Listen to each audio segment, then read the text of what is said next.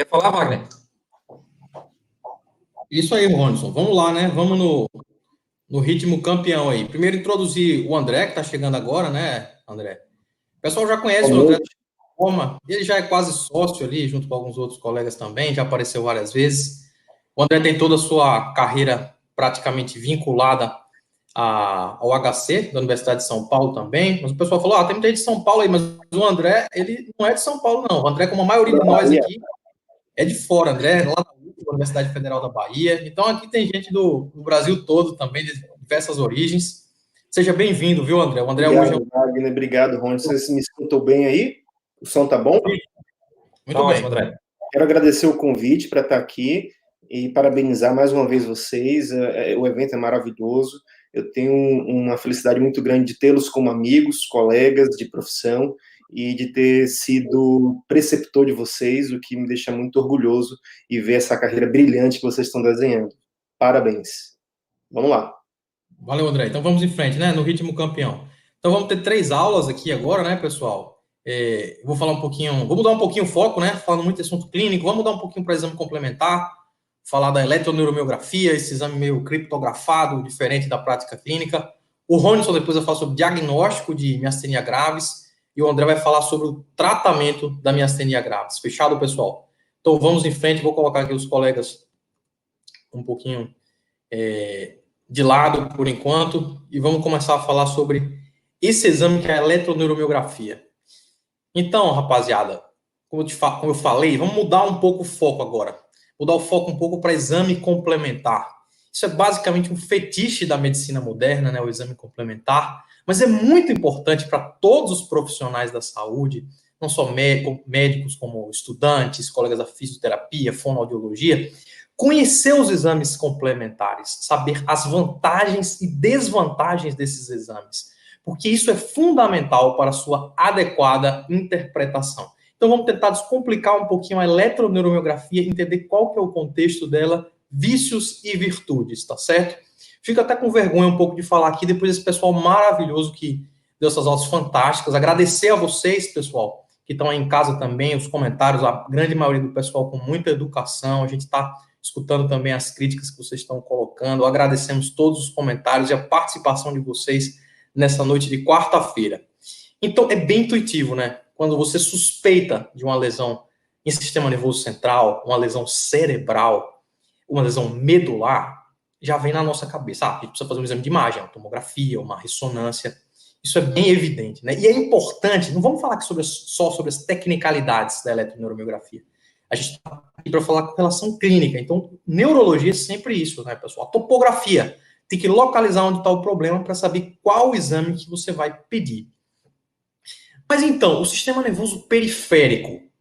Que exames a gente solicita quando suspeita de uma condição no sistema nervoso periférico? Olha, sistema nervoso periférico, pessoal, a unidade funcional dele, também conhecida como unidade motora, ela é composta, veja só, pelo segundo neurônio motor, o neurônio motor inferior, que ele está na medula anatomicamente, mas do ponto de vista funcional, ele já faz parte ali do sistema nervoso periférico, as raízes nervosas, depois você tem os plexos, plexo braquial, plexo lombosacral, nervos periféricos diversos, junção neuromuscular e músculo. Isso gera o movimento de forma geral. A eletroneuromiografia, pessoal, é um exame que avalia do ponto de vista funcional a unidade motora e o sistema nervoso periférico. Então, se você suspeita de uma doença no sistema nervoso periférico, a eletroneuromiografia ela pode ser adequada. Então, essa é a primeira lição prática já. Por exemplo, hoje de manhã eu estava no serviço do Sistema Único de Saúde e chegou uma criancinha de 2 anos para fazer um exame lá comigo de eletroneuromiografia. A criança de 2 anos ela tinha uma hemiparesia e estava com uma epilepsia, pessoal. Hemiparesia com paresia facial. Então era um quadro suspeito de uma doença cerebral, uma doença encefálica, e a criança ela foi fazer aquela eletroneuromiografia. Então é importante saber quando indicar o exame nessa circunstância também do ponto de vista clínico. Por que a eletroneuromiografia é importante? Isso aqui é a lição número 1 desse bate-papo com vocês. A topografia. A eletroneuromiografia ela é um braço armado da clínica para definir a topografia de patologias no sistema nervoso periférico. Então, do ponto de vista clínico, você vai suspeitar neurônio motor inferior, muitas fasciculações, atrofia assimétrica, motor puro, pode estar associado ao neurônio motor superior, raiz, síndromes dolorosas, aquela irradiação em padrão dermatômico da dor, a famosa lombociatalgia, por exemplo.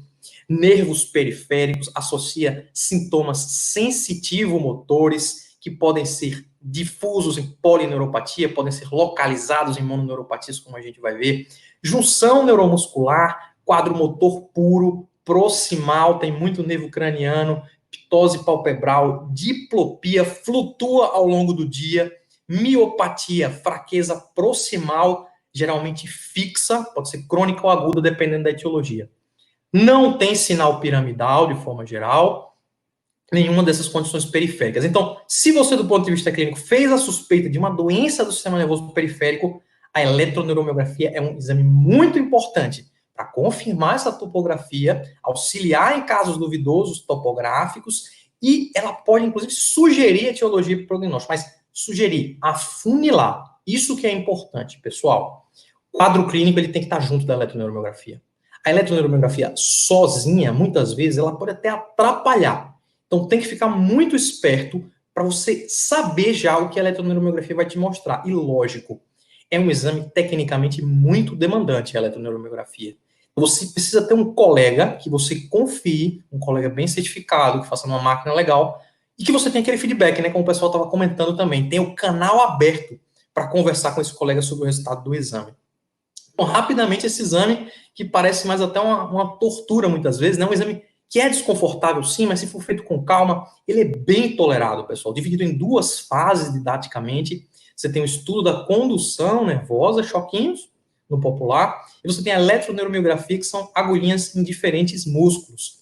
Os choquinhos, eles são feitos em nervos distintos, de várias porções diferentes do corpo, tá certo? Eletromiografia, músculos, como a gente já falou, tá certo? A parte invasiva do procedimento. Então, de forma bem básica, qual que é a neurofisiologia aqui inicial desses casos? Como que o eletroneuromiografista, ele raciocina na prática? Então, ele quer estudar um nervo através da condução, ele coloca lá os eletrodos, os adesivinhos, no território do nervo. Aqui, por exemplo, o território sensitivo do nervo mediano. Ele dá um choque, ele dá um estímulo elétrico no nervo mediano, em um local conhecido do nervo mediano, e há uma interface gráfica digital gerada por isso, há uma resposta quando se dá esse choque. É gerada uma curva e ela tem parâmetros bem definidos. Velocidade de condução, por exemplo, e amplitude são os mais importantes. Qual que é a conclusão que o médico ele vai chegar? Ora, dependendo daqueles parâmetros, existem parâmetros bem definidos de normalidade, que o colega que faz o exame, ele sabe desses parâmetros, então ele pode dizer, ó, aquele nervo, aqueles vários nervos, eles estavam normais. Por outro lado, se você tem uma lesão axonal no nervo, então, olha, a eletromio, ela te fala a neurofisiologia, muitas vezes, da lesão, isso pode ser importante. Uma lesão axonal, geralmente você vai ver uma queda de amplitude daqueles valores da normalidade. Ao passo que se a lesão é desmielinizante, você tem, então, um padrão de lentificação da condução motora, atraso da condução motora. E a agulha? É bem complicado a agulha, bem operador dependente, avalia duas partes, o repouso e a contração muscular. Do ponto de vista básico, prático, tem duas informações principais que a agulha ela pode te dar. Se aquele quadro é neurogênico ou se aquele quadro ele é miopático, tá certo, pessoal? Você pode chegar nessa conclusão a depender dos achados. Você está na prática ali, você está atendendo seus pacientes, você quer saber o laudo, isso que interessa, o laudo da eletroneuromiografia. Aí vai uma dica para vocês. A parte mais importante sempre é a parte topográfica. Então, pegou o laudo da eletroneuromiografia, vai ter um monte de letra lá, um monte de informação. O que você quer saber, inicialmente, é a topografia. Onde que está aquela lesão no sistema nervoso periférico? E a eletromio, ela pode te ajudar. Se você se correlaciona com a clínica, isso fica bem legal em alguns casos, inclusive. Então, ter sempre essa figurinha na sua mente quando for avaliar uma eletroneuromiografia. Saber primeiro a topografia, depois você pode... as etiologias podem ser afuniladas para você. Então, esse conceito, que muitas vezes você vai ver na eletroneuromiografia, o conceito de pré-ganglionar. O conceito de pré-ganglionar é antes, lesões anteriores ao gânglio da raiz dorsal, ou seja, lesões do neurônio motor inferior ou radiculares. Olha que interessante isso. Na eletroneuromiografia, elas são indistinguíveis. Elas são semelhantes. O padrão neurofisiológico delas duas é semelhante. Então, isso já é uma informação importante para você. Você vai precisar da clínica. Pré-ganglionar, lesão pré-ganglionar na eletromio. É radiculopatia ou é neurônio motor inferior? o exame só, ele não tira essa dúvida na maioria das vezes. Correlacionar. Radiculopatia, a gente já falou. Dor irradiada, geralmente com irradiação em caráter dermatômico, a famosa lombociatalgia, por exemplo. Neurônio motor inferior, por outro lado, geralmente quadro motor puro, assimétrico.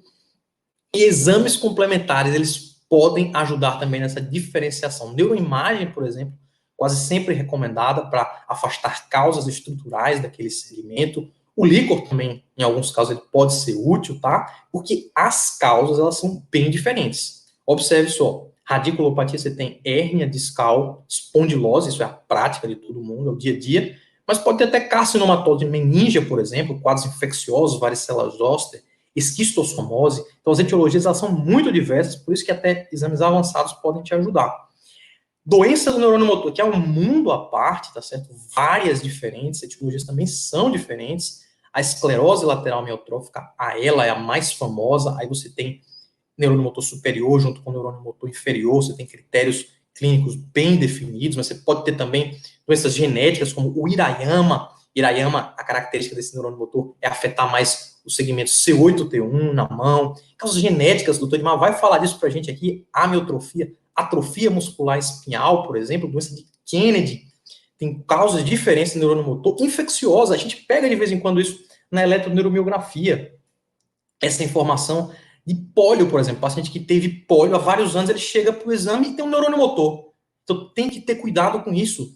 Eletroneuromiografia não dá diagnóstico de esclerose lateral amiotrófica, por exemplo, é um diagnóstico clínico com suporte da eletroneuromiografia para avaliar o neurônio motor inferior, exclusão de outras causas. O eletroneuromiografista, inclusive, pode colocar no laudo para você os critérios neurofisiológicos de Avagi e Euskorial, que são bem definidos também do ponto de vista eletroneuromiográfico. Tem ciência do split hand também, que ele está reduzido nos pacientes com neurônio motor. Se quiser, a gente comenta em detalhes isso a posteriori também, mas não vamos nos alongar. Então, pré-ganglionar, você viu radiculopatia, você viu neurônio motor inferior.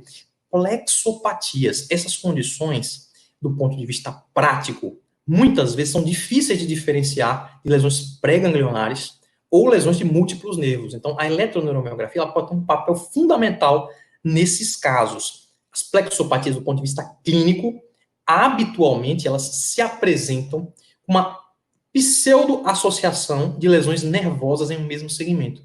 Então, é aquele paciente que ele parece que tem uma lesão do mediano e ulnar junto ali numa mão, mas não é bem aquilo. As plexopatias, elas têm caráter de distribuição dermatômico e miotômico. Por isso que a topografia delas é muitas vezes importante na eletroneuromiografia.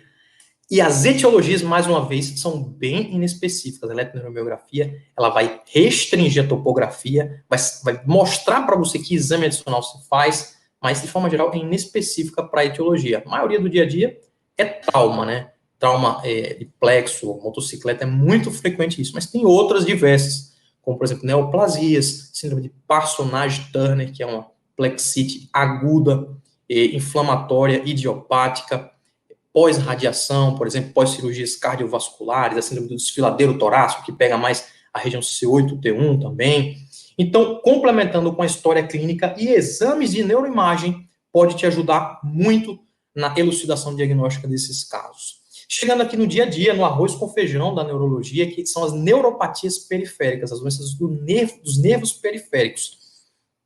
A eletromio ajuda muito em esclarecer a distribuição e o mecanismo das lesões. Você vai suspeitar de neuropatia periférica quando tem quadros sensitivo-motores associados, tá certo? O que a eletromio, ela complementa a clínica? Ela dá de forma mais objetiva essa distribuição. Isso pode te ajudar muito na etiologia. É uma mononeuropatia? É uma mononeuropatia múltipla?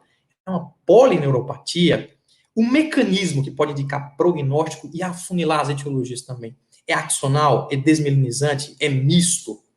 Mononeuropatias, pessoal, isso também é rotina nas especialidades clínicas, são localizadas, lesões nervosas localizadas, a maior parte delas é causada por compressão local, que a gente conhece como entrapment, esse termo em inglês. Compressão local, por exemplo, nervo mediano no punho, nervo ulnar no cotovelo, o nervo radial no sulco espiral, a famosa paralisia do sábado à noite, toma uma cervejinha a mais, dorme por cima do braço, amanhece com o radial paralisado.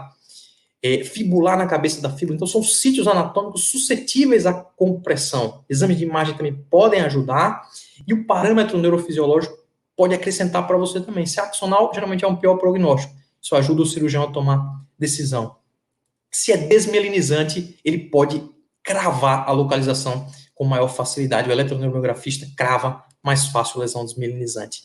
E aqui, polineuro, né? As polineuropatias, então, aquelas lesões mais difusas de nervos periféricos, que podem ter esse padrão de bota e luva aqui, por exemplo, é muito importante no laboratório de eletroneurografia para confirmar a polineuro, a suspeita de polineuro, e a determinação do mecanismo neurofisiológico é fundamental também, porque isso afunila bastante as etiologias. As polineuros axonais, elas são a rotina da clínica, da prática clínica também, né? A maioria dos casos tem um predomínio de sintoma sensitivo, aquela distribuição comprimento dependente, pior nas pernas que nos braços. Na eletromio, você pode ter essa relação sural-radial menor que 20%, suporta esse diagnóstico de polineuroaxonal. As etiologias, na grande maioria dos casos, elas são tóxico-metabólicas. Várias, aí é um livro, né? É diabetes, é etilismo, é hipovitaminose, podem ser idiopáticas também, em uma parte significativa dos casos, inclusive, perdão. E aqui você tem outro grupo, né? O grupo das polineuropatias desmielinizantes, que aqui a gente restringe bem mais as etiologias.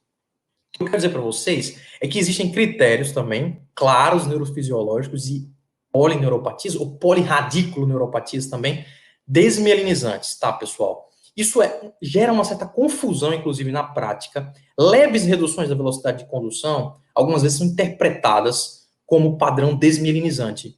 E isso, muitas vezes, gera atraso e atrapalha o diagnóstico dessas condições. Então, por isso que é importante você conhecer bem o teu eletromiografista, ter um canal aberto com ele para evitar essas falhas de comunicação. Polirradiculoneuropatias, neurites desmielinizantes são mais raras, de forma geral, o predomínio é motor delas, e as etiologias elas são basicamente divididas em dois grandes grupos.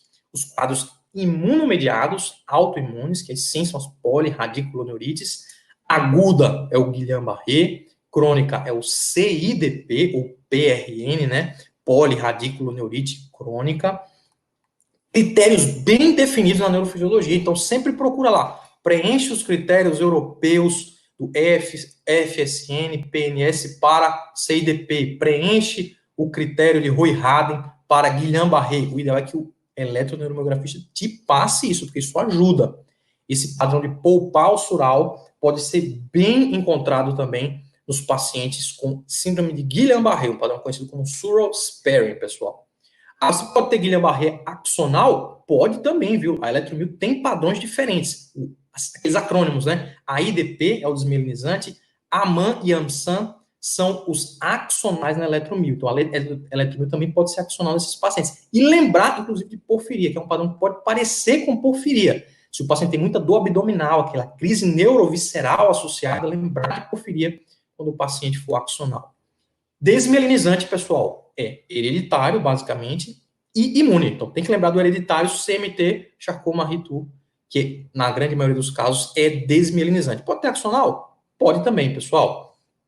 Pode desmielinizante, o meu amigo Rafael Valeriano também já diagnosticou um paciente, inclusive, na residência dele, com síndrome de Poens, a partir de uma polineuropatia desmielinizante. Então, lembrar das paraproteinemias quando encontrar quadros desmielinizantes. Nesses casos, pessoal, pode ser muito útil a avaliação associada de líquor, exames genéticos, quando há suspeita de quadro hereditário. O líquor, a gente está falando líquor, nos casos imunomediados, pode ajudar pela questão da dissociação proteína-citológica. A imunofixação, eletroforese de proteína, imunofixação urinária de 24 horas pode ser útil também nos casos de paraproteinemias.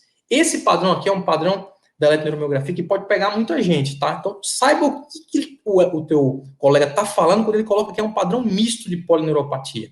Não é que tem as duas coisas, axonal e desmielinizante, é que ele não consegue determinar se o padrão é primariamente axonal ou primariamente desmielinizante, tá certo?